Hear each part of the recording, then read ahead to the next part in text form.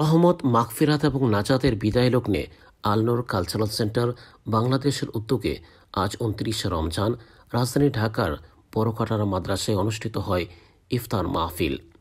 ইফতার মাহফিলে মাদ্রাসার আসাতিজে কিরাম, ছাত্র এবং স্থানীয় মুসল্লিরা স্বতঃস্ফূর্তভাবে অংশ নেন।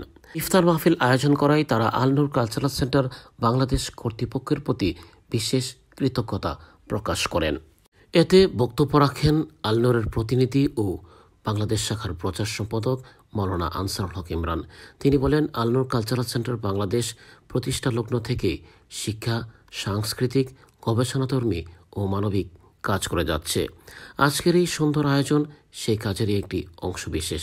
মাহফিলে দেশ, জাতি, মুসলিম উম্মাহ এবং আলনুর কালচারাল সেন্টার বাংলাদেশের সকল দাতা এবং শুভাকাঙ্ক্ষীদের কল্যাণ এবং দীর্ঘায়ু কামনা করে বিশেষ মোনাজাত অনুষ্ঠিত হয়।